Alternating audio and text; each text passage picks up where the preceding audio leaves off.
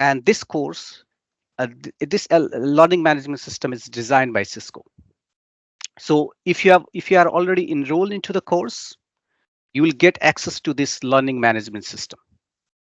And as you can see here, the first thing that you can see in the learning management system is the course navigation tutorial. So as you click this course navigation tutorial, there is a video that you can find. So we highly recommend all of you to go through this video. It will help you to know how to navigate through the course, because if you have not, you know, if you do not have the prior experience with Skills for All portal, this going through this video will be really helpful. But it is not that complex, the navigation.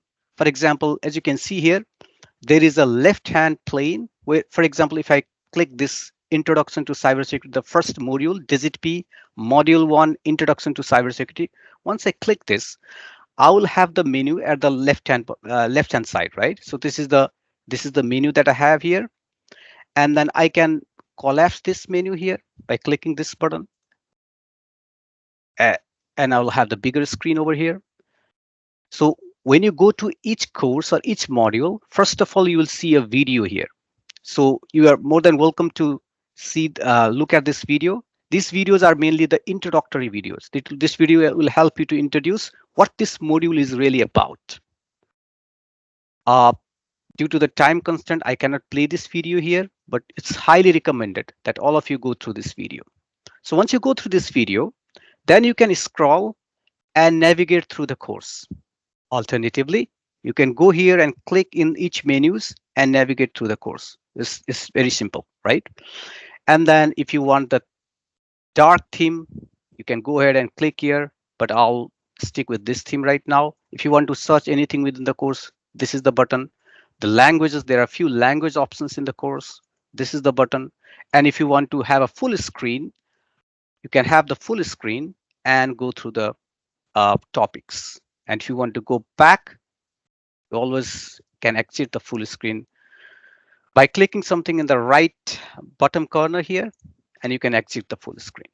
Okay, so this is the brief introduction of the course navigation tutorial. So as I'm going through the course also, I'll be explaining, and you'll be looking at me and learning how to navigate through the course. Okay, so first of all, what is cybersecurity?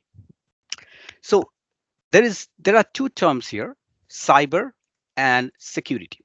Well, cyber, as you all know, is the combination of everything, the techniques, the devices, the networks, right? That is connected. That is the cyber. So when somebody says cyberspace, what is cyberspace? Cyberspace means the combination of network, technology, people that are connected, right? And security means securing that cyberspace connection. So as I told you earlier, we are not left with the option that of not being connected, because our daily life is entangled in such a way that we have to get connected to the internet, to any network of any kind, right? If we are connected, and if we are doing our daily activities like work from home, or paying the bills, or depositing the check, if you're doing these daily activities through the internet or through the network, then there can be some bad actors that are trying to use that against you, right? That they might be trying to steal the information from you. They might be trying to steal your bank account. They might be trying to steal your secret document, and so on, right? That's why it is important to secure the cyberspace. And cybersecurity is mainly about securing the cyberspace, making sure that the individual, organizational, or government data and information is secure. And that is cyberspace. So I like this, how Cisco has written it. It says that cybersecurity is the ongoing effort to protect individuals. So ongoing effort means this effort is ongoing, means the race is always going on between the bad actors and the good actors. We are trying to become the good actors here, meaning we are trying to learn this cybersecurity, and we are trying to defend the old from the bad actors or defend the cyberspace from the bad actors. But unfortunately, the bad actors are many times ahead of the good actors and are successful in executing many attacks, right? They are indiscriminately attacking any organization, from the children hospital to the financial institutions to the old age care homes to any organization, right? They are indiscriminately attacking any organizations, and this cybersecurity is an effort or a race between the good actors and bad actors. And to be in that race, to be a good actor, we must know how the bad actors perform. Unless and otherwise we know how the bad actors are performing, we cannot defend ourselves from them. That's the idea, right? So this course will help you to introduce you with the fundamental terms, fundamental technologies related to cybersecurity.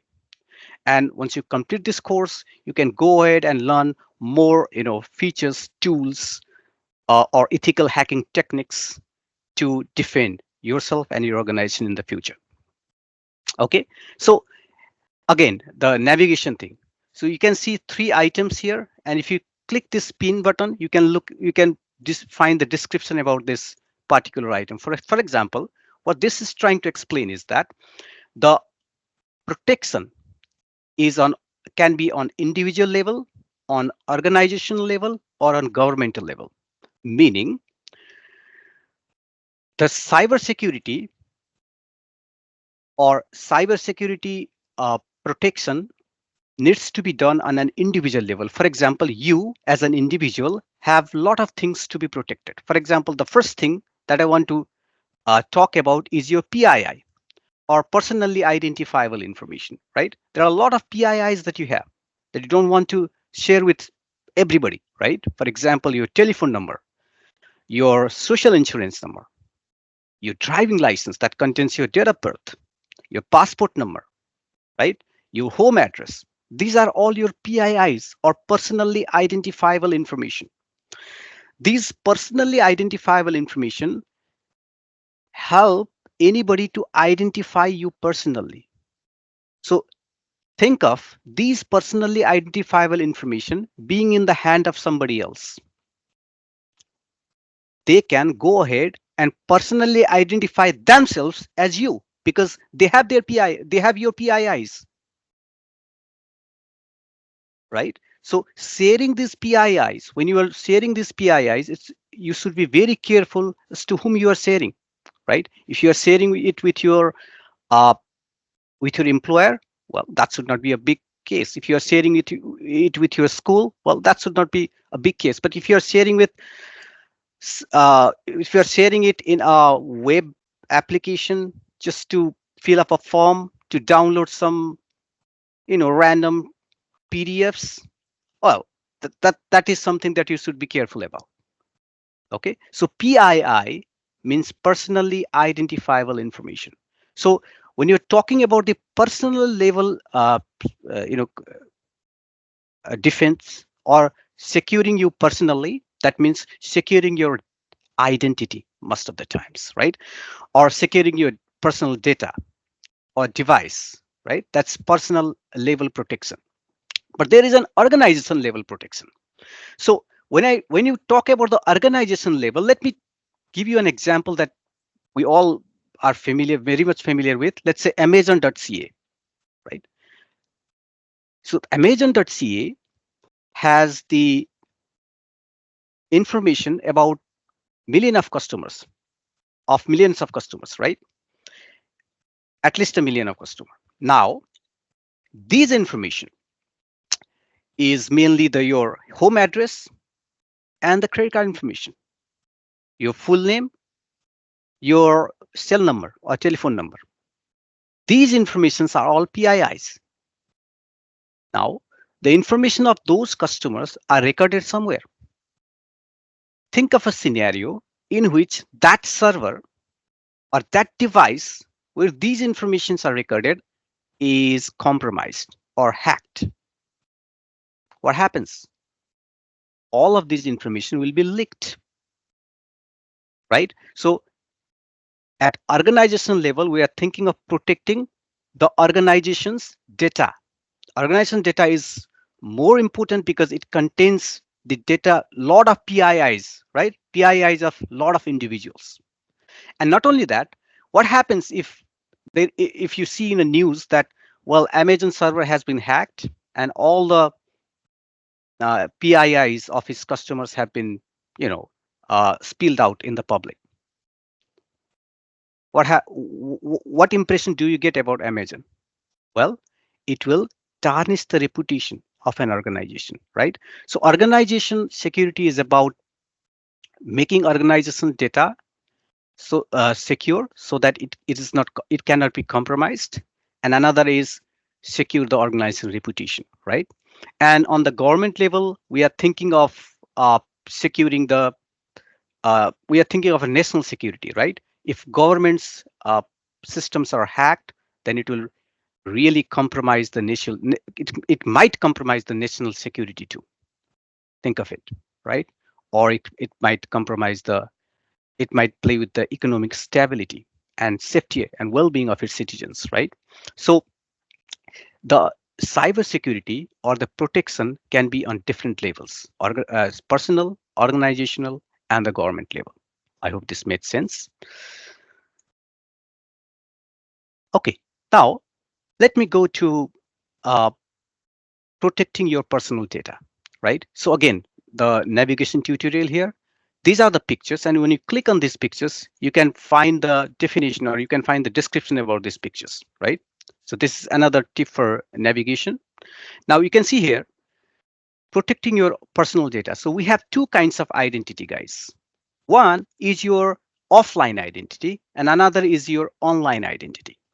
Your offline identity is some identity that you have already, right? For example, your home address, your telephone number, the school that you are studying right now, the place where you are working right now. These are your offline identity, or maybe the coffee shop that you go daily before you go to school, right? These are all online identities.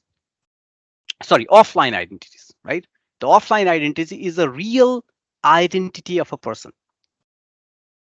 Now, there is something called online identity. So online identity is the identity that you would like to uh, present yourself online, right? So at this point, I would like to uh, ask a question. It's a rhetorical question. Is it important that your online identity and offline identities be same? Do you think your offline identity and online identity should be same? No, it should not, right? Your online identity should be as random as possible. You should make sure when you're sharing yourself online or your identity online, you should make sure that you share you share the least information about yourself.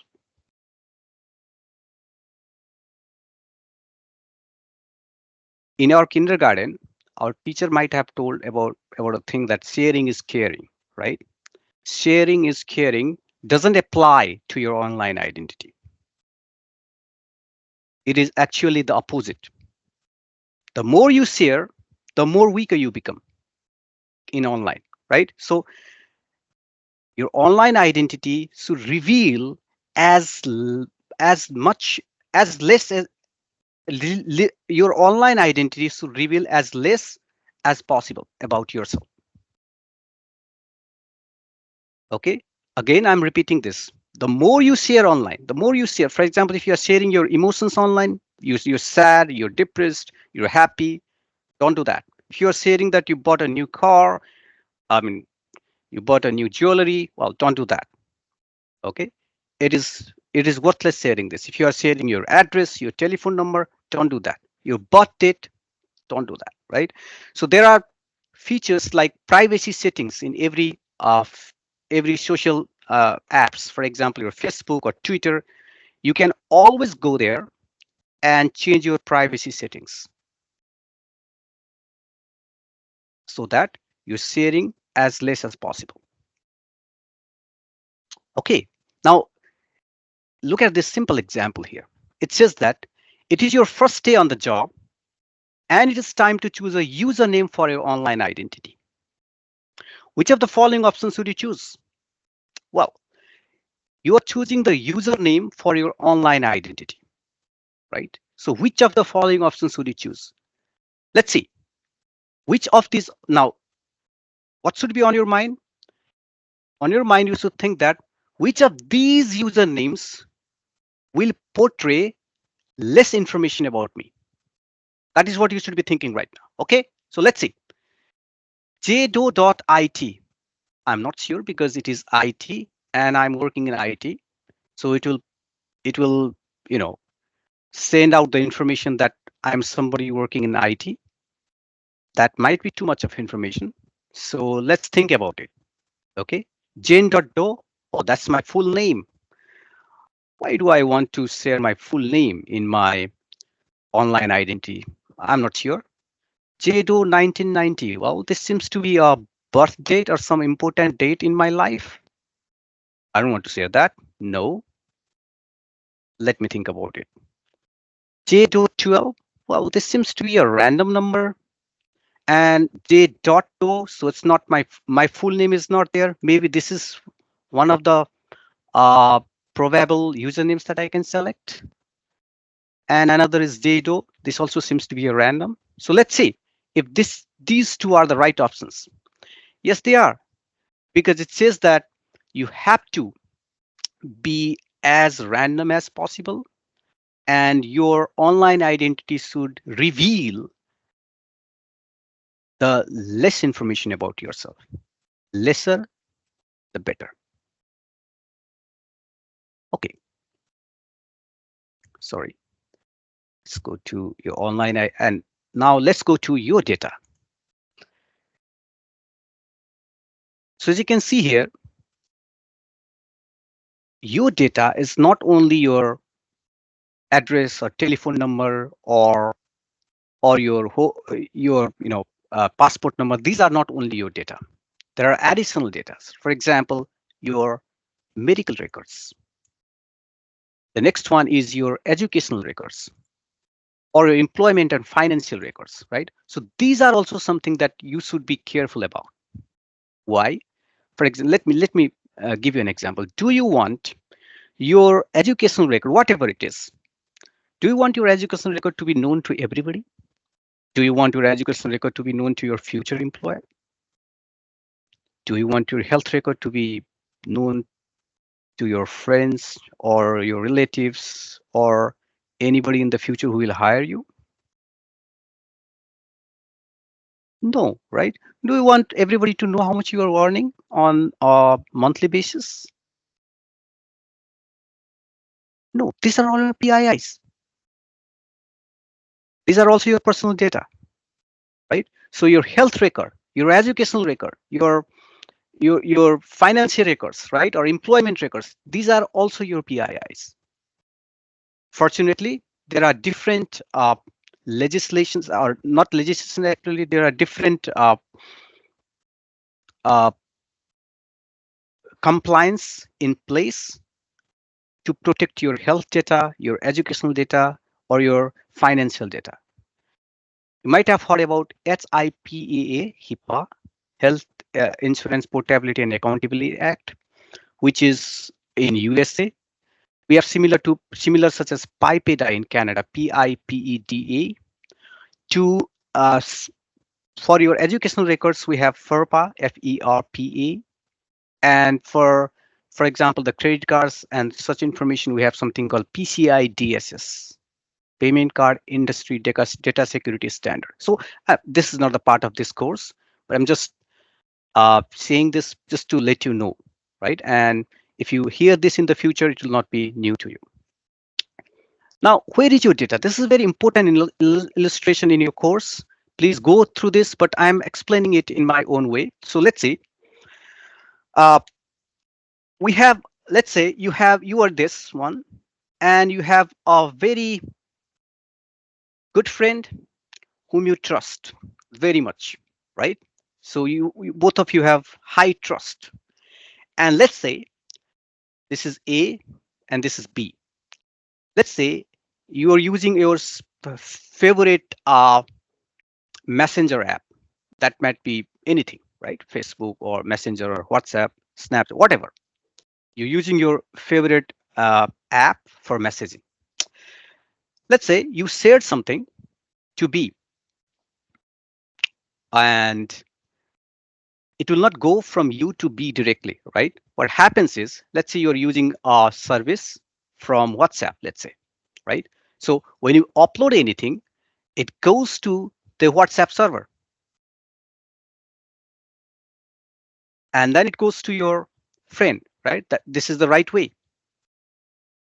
It goes to the server and then goes to your friend. Now, this the data that you have shared, whatever it is in this server. Not only that, there are these uh, cloud applications. They have something called DR sites or disaster recovery sites. So these pictures or whatever the documents that you have shared is not in one is not only in one place. Actually, they are in different places because if one place goes down, the other has to take over. So these data are replicated to different places also, right? In the different geographical locations or in the different data centers, right? Now, I'm I'm telling few words like data centers and so on. Please bear with me, guys, if you don't understand that. Data center is just a location where the data are installed in a very basic terms or basic the explanation in a very basic way, right? Now, in the future, you felt very insecure about the post that you shared with your friend or the data that you shared with your friend and you delete it from your cell phone. And you ask your friend also to delete that from their cell phone. Let's say both of you are good friends. You have you trust each other 100%. So both of you deleted it from your respective cell phones. Now the question is it deleted in the cloud? Is it deleted in the internet? Not sure. Not sure, guys. Right? So once you have uploaded anything in the internet, I mean, if you're sharing something to your friend, it's not one-to-one connection. It goes through the internet. It goes through the server that, or it goes through the facility or cloud service that the particular messaging app is using, right? Now, will that messaging app delete it from this server? Maybe. Will it delete from all the replicated server? I don't know. Maybe. Who knows? Not sure, right? And let's say, okay, if this, if they delete it, let's say, suppose, let's take a best case scenario.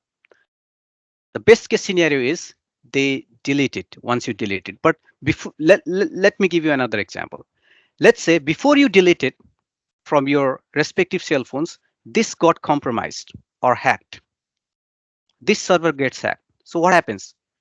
The picture that you have or the data that you have will be released to the public if it's compromised, right? So two things, guys. Never think that when you delete something from your phone or your laptop, it will be deleted forever. Don't think that it is gone, it will be gone for good. No.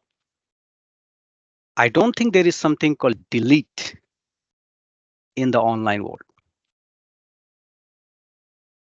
Okay. And another thing, don't think that if you are uploading anything, that will be within a certain region or certain data center. No, it can be everywhere, right? Let's say you upload. Therefore, what I suggest to my students is, if you think, if you are sharing something that you might want to delete it in the future, again, if you are sharing something that you might want to delete in the future, or if you are sharing something that you think might cause you trouble in the future, please do not do so.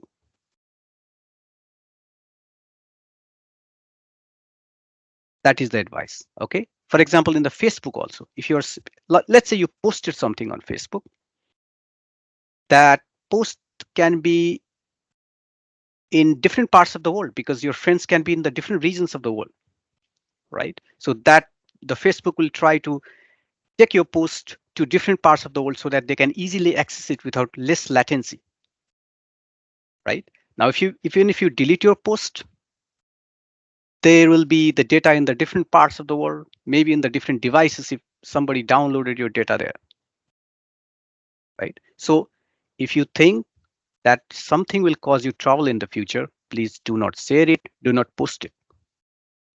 Okay. Now, there is something called identity theft. As you know, what is identity theft? Identity theft is somebody being successfully able to present themselves as you. How would they be able to do that? If they have their identity. What identity am I talking about? Maybe your date of birth, your home address, right? Your SIN number. If somebody has that, they can present themselves as you and they can take the advantage of that, right? Maybe they can use your insurance, they can use your credit card, or they can apply for the loan. That has also happened, right? So it is important for you to save these identities. Now, the smartwatches, it talks about the smartwatches, but smartwatch is something that we use to track ourselves, right? Track our maybe the pulse rate and so on. But these records are also uploaded into the cloud.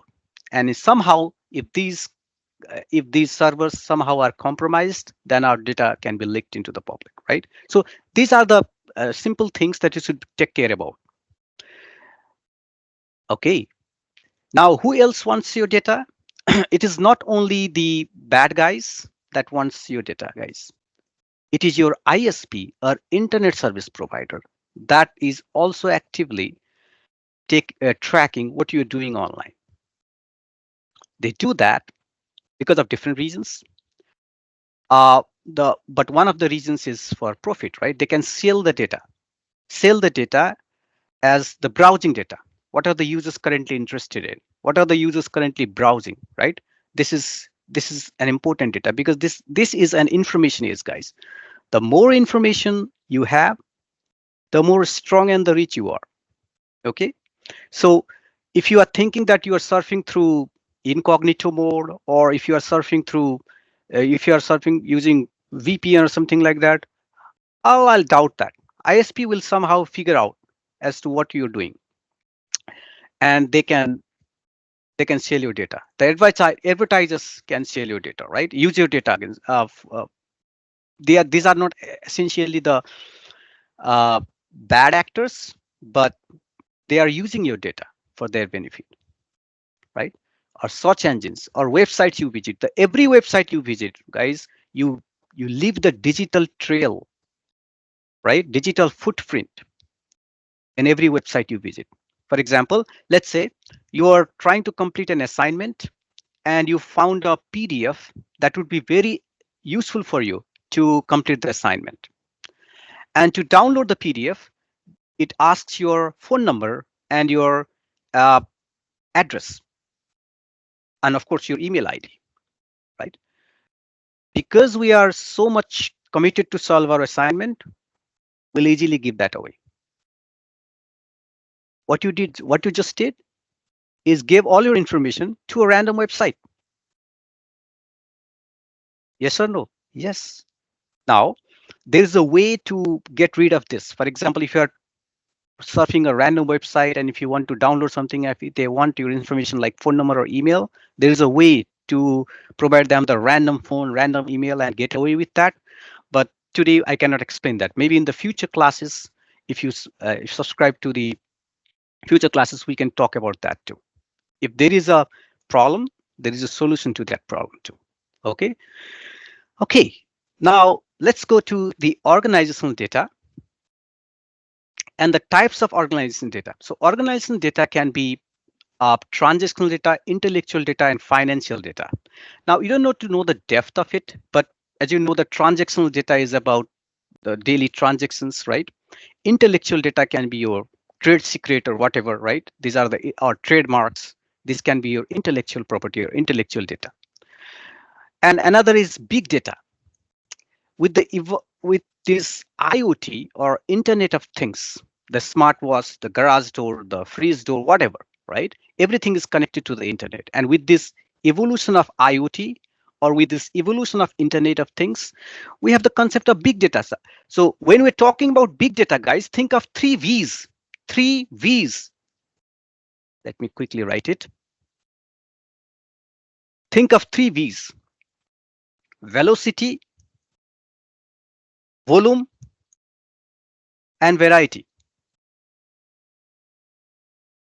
If any data meets all these three criteria, then that's a big data. So big data, it has a lot of varieties. The data can come from the garage door, the freeze door, right? Or your smartwatch, the variety. Volume, the data will be too much of volume, because think of the data that comes through the GPS, right? Volume, velocity, and these data are quickly changing, right? So velocity, volume, and variety constitute a big data. Now, before I end the class at 11:55, today I'll discuss about three terms: confidentiality, integrity, and availability. Okay, confidentiality. Confidentiality is a condition where your data is with you or with the legitimate person. For example, if you send an email to me, then I only have the access to that email. If somebody else have access to that email is no more confidential. That's confidentiality. How do you secure the confidentiality? Well, there are different techniques. For the first and the foremost technique for securing the confidentiality is something called authentication, right? If, for example, let me take the example of your laptop. Your laptop will be confidential only when you have a right authentication into it, right? For example, if your laptop is in your school cafeteria and if you don't have any authentication into it, anybody can log into it and read the data into your laptop, right? Yes or no? Yes. So confidentiality is can be assured by something called authentication. And authentication can be single factor, that is just the username and password, or it can be multi-factor or two-factor. For example, you enter the username and password and some code will appear onto your phone, and then you can enter that code to get authenticated. That's confidentiality. And there is something called encryption that can be used for confidentiality. So encryption we'll be discussing later in the future classes this week. But this is also one of the ways in which you can ensure confidentiality. And another thing is integrity. Integrity is assurance that your data has not been tampered with. For example, let's say if you send this message: pay John $100. If you send this message, and if I get this message as it is, then I'll pay $100 to John. But what happens if somebody tampers it in between and changes it to 1,000? In that case, the integrity of the message is not secure. So integrity is a condition where your message has not been tampered with, or it ensures that your message has not been tampered. So there are different technologies to ensure integrity. One of them is hash. So we are not discussing hash function in this course, but this is one of the ways in which you can secure integrity. And another is availability. Availability means making the system available for the legitimate users when they need it. So what happens is the hackers or the bad actors, what they do is they send so much of traffic or so much of request to a single server that that server becomes overwhelmed and cannot serve anybody. And that compromises the availability.